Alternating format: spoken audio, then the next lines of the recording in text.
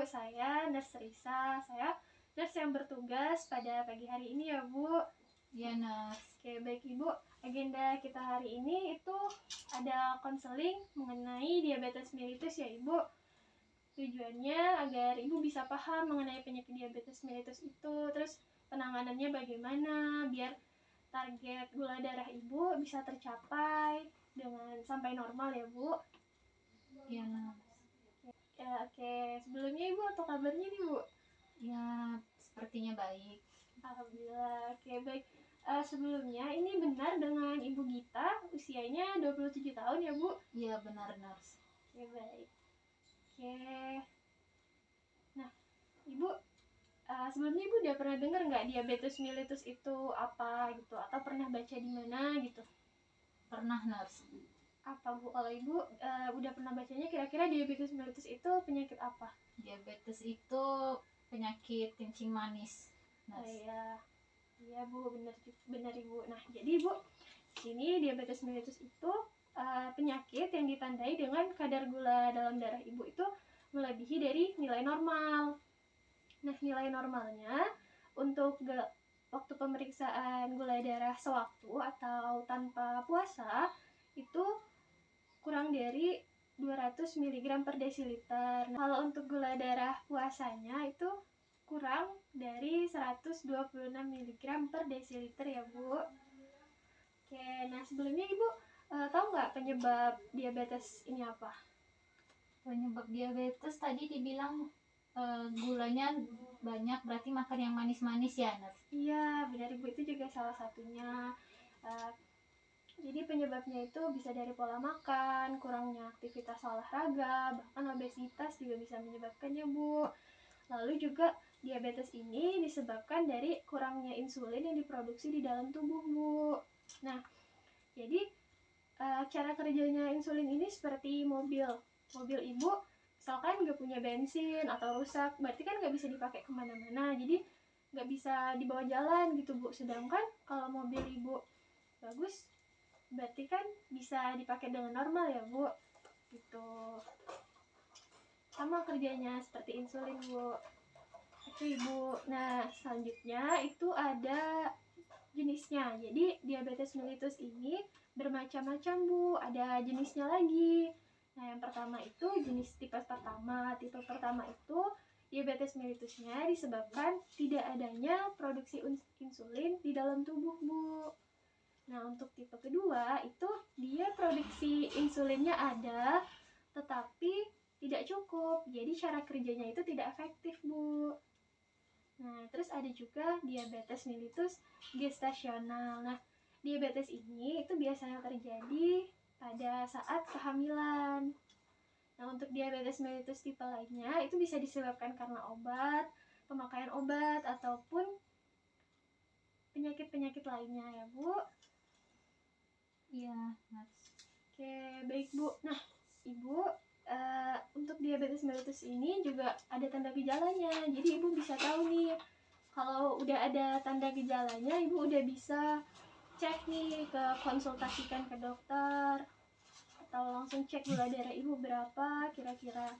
Nah, gejala utamanya itu Ibu frekuensi buang air kecilnya itu menjadi lebih sering Bu, Terus karena Ibu lebih sering buang air kecil, maka Ibu jadi cepat merasa cepat haus, juga bisa merasa cepat lapar. Nah, selain 3 gejala utama ini, itu ada lagi gejala tambahan lainnya Bu, seperti berat badan Ibu mulai menurun, Ibu sering merasa kesemutan, ataupun ada rasa gatal di daerah kemaluan, atau Ibu lukanya nih sulit sembuh, terus ada bisul yang sering hilang timbul, penglihatan Ibu mulai kabur, Ibu juga mudah lelah, mudah mengantuk. Nah, jadi itu adalah tanda-tanda gejalanya Ibu mengalami diabetes mellitus ya Bu. Iya, Nurse.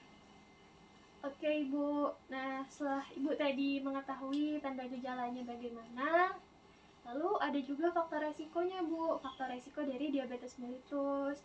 Nah, itu ada seperti berat badannya yang tidak ideal, terus juga ada IMT-nya yang melebihi dari 25 kg per meter persegi. Nah, Tapi ini bisa diubah, Bu. Jadi faktor resiko itu ada yang bisa diubah, ada yang tidak bisa diubah. Yang bisa diubah tadi seperti berat badan, IMT itu bisa diubah. Terus juga kalau kurang aktivitas fisik itu bisa berubah, bisa diatur lagi, lebih diperhatikan. Nah, faktor risiko yang dapat diubah lainnya itu seperti memiliki riwayat penyakit kardiovaskular, hipertensi, ataupun dietnya yang tidak seimbang. Nah, Ibu, tadi kan faktor risiko yang bisa diubah.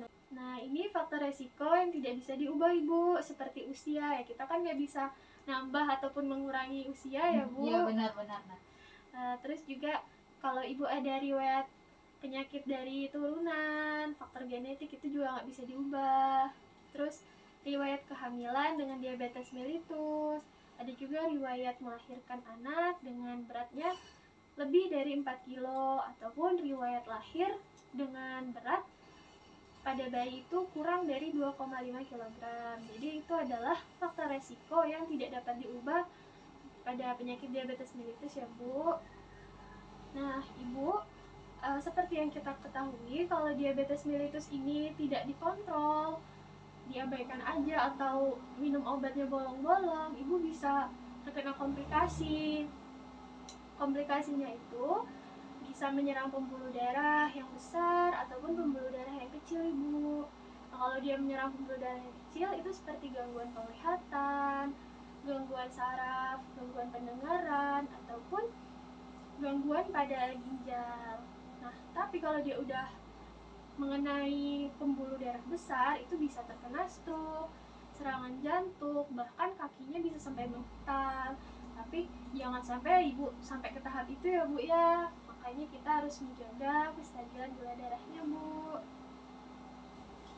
Nah, jadi itulah, Bu, faktor risiko, tanda gejala, dan komplikasi yang akan Ibu alami jika menderita penyakit diabetes mellitus. Nah, sebelumnya saya mau tanya, Ibu pola makannya gimana? Udah menerapkan pola makan yang sehat?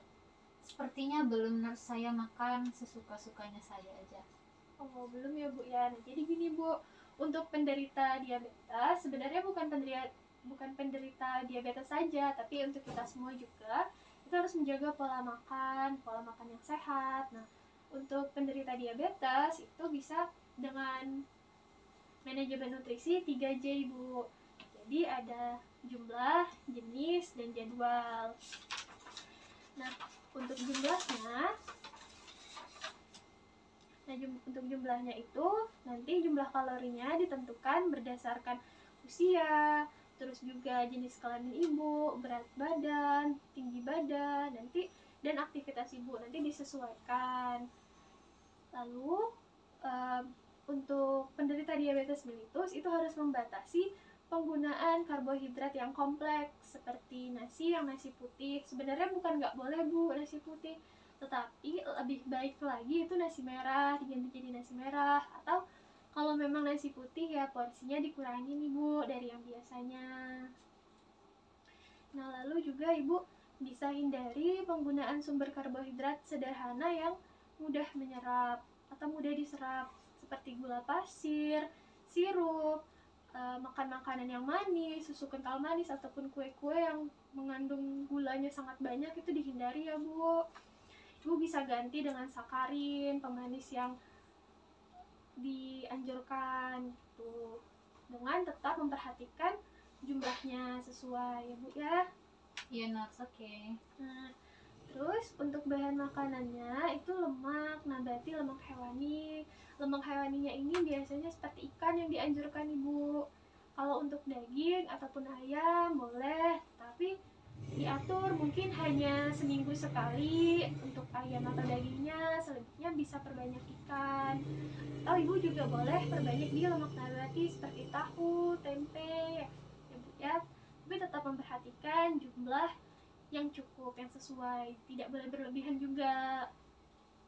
Buah-buahan juga, Ibu, buah-buahan itu boleh, tapi tetap dalam jumlah yang cukup, nggak boleh kayak lebih, kayak misalkan Ibu sekali makan sekarung atau apa, itu kan nggak boleh ya, Bu, karena di buah itu pun ada fruktosa alami. Lalu juga minyak dan garam, Ibu mulai kurangi, jangan terlalu banyak. Nah, untuk jadwalnya itu 3 kali sehari ya Bu. Jadi ada makan pagi, makan siang, dan makan malam. Terus di setiap ini boleh diselingi dengan snack atau cemilan-cemilan ringan. Boleh buah-buahan ataupun roti yang tanpa gula, tapi dianjurkannya itu buah-buahan ya Bu. Nah, tapi Ibu juga harus memperhatikan nih, kalau untuk snack itu hanya boleh batas jam setengah 9 malam. Itu udah maksimal, lebih dari itu tidak dianjurkan Bu memakan cemilan lagi. Nah Ibu, lalu itu untuk kandungan seperti karbohidrat, protein, itu kalau untuk karbohidrat dianjurkannya 45-65% ya Bu. Untuk proteinnya 10-15%, lemaknya bisa 20-25%, tapi lebih dari 30% itu tidak dianjurkan ya Bu. Lalu bahan makanan yang mengandung lemak jenuh seperti daging yang berlemak ataupun susu full cream itu harus dibatasi Bu. Nah, selain karbohidrat, protein, lemak, ibu bisa atau ibu dianjurkan untuk menambah lagi seperti vitamin, serat, mineral, dan lain-lain, tetapi tetap dalam jumlah yang cukup ya Bu. Oke, nah kalau olahraganya Ibu gimana? Ada olahraga nggak? Kalau saya sih rajinnya bersih-bersih rumah, Nas. Oh iya, paling cuma nyapu ngepel ya Bu ya.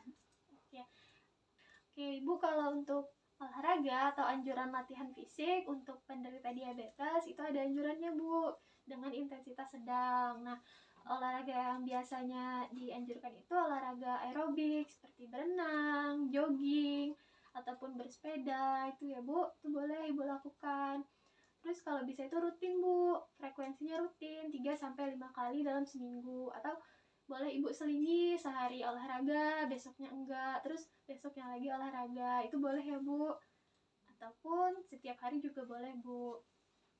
Nah, untuk waktunya ya Ibu bisa menyesuaikan dengan kemampuan Ibu sendiri nantinya ya, tapi tetap harus rutin. Lalu Bu, sebelum olahraga Ibu harus mengukur terlebih dahulu denyut nadi maksimum Ibu berapa. Caranya 220 dikurangi usia Ibu. Nah, usia Ibu tadi 27 tahun ya Bu. Jadi 220 dikurangi 27 itu 193.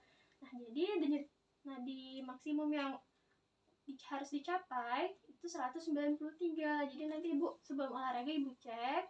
Nanti pas udah selesai olahraganya Ibu cek lagi.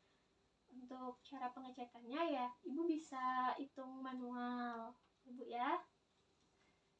Oke, di sini Ibu udah diresepkan obat ya. Obatnya itu metformin. Nah Ibu minumnya gimana? Sering bolong-bolong gitu nggak? Kadang lupa sih, Nurse. Kadang lupa ya Bu ya. Nah saya saranin Ibu harus rutin Bu, sesuai anjuran dokter, karena jangan sampai bolong-bolong Bu minum obatnya, karena kan obat itu efeknya cuma beberapa jam. Nah kalau Ibu bolong-bolong nanti nggak berefek sama gula darah Ibu, yang ada bukannya turun malah tetap tinggi gula darahnya ya Bu ya. Jadi saya iya Bu, jadi saya saranin Ibu harus rajin minum obatnya, harus teratur, karena obatnya itu tadi metformin itu berfungsi untuk menurunkan produksi jumlah gula darah yang berlebihan, terus juga meningkatkan sensitivitas terhadap insulin di dalam tubuh Ibu. Tuh. Nah, Ibu suka cek gula darah nggak? Belum pernah sih, Nurse, kalau cek sendiri. Belum pernah ya Bu ya. Biasanya kalau cek gula darah itu pas gimana Bu? Pas medical check up. Oh, pas medical check up aja ya Bu ya. Nah, jadi Bu kalau bisa Ibu punya alatnya di rumah. Jadi Ibu bisa cek secara berkala. Alatnya itu Ibu bisa beli di apotik, ada kok jualnya Ibu ya. Karena kan kita di sini mau mencapai target normal dari gula darah Ibu. Nah, untuk waktunya itu bisa sebelum makan, 2 jam sesudah makan, ataupun sebelum tidur malam. Kalau Ibu mempunyai kendali yang tidak stabil, itu dilakukan tesnya harus setiap hari. Tapi kalau Ibu stabil, Ibu bisa tesnya seminggu sekali gitu ya Bu ya. Nah, nah jadi Bu nanti harus rajin kontrol juga ya Bu ya. Nah udah gak kerasa nih Bu, konseling kita udah selesai mengenai diabetes mellitus. Ibu gimana, ada yang mau ditanyain nggak? Kira-kira nurse, diabetes saya ini bisa sembuh gak ya? Jadi begini Bu, selama gula darahnya Ibu itu terkontrol, aktivitas Ibu juga diperhatikan, pola makannya juga Ibu diatur, dan minum obatnya rajin, itu insya Allah gula darahnya bisa tetap stabil ya Bu ya. Jadi tidak membuat komplikasi yang lebih berbahaya gitu ke depannya. Itu Bu, apakah ada yang ingin tanyakan lagi Bu? Sepertinya tidak, nurse. Oke. Oke, kalau begitu Ibu jangan lupa rajin kontrol. Nanti kita juga di sini setiap 3 bulan sekali ada pemeriksaan HbA1c-nya ya Bu. Jadi untuk melihat kira-kira berhasil nggak metode penanganannya yang udah dilakukan tadi. Nah, baik Ibu, jika Ibu tidak ada yang ingin ditanyakan lagi, jangan lupa jadwal kontrolnya yang berikutnya. Semoga Ibu cepat sembuh ya Bu ya. Iya. Baik Bu, kita selesaikan dulu konseling kita hari ini ya Bu. Iya, nurse. Terima kasih, nurse. Baik Bu, sama-sama Bu.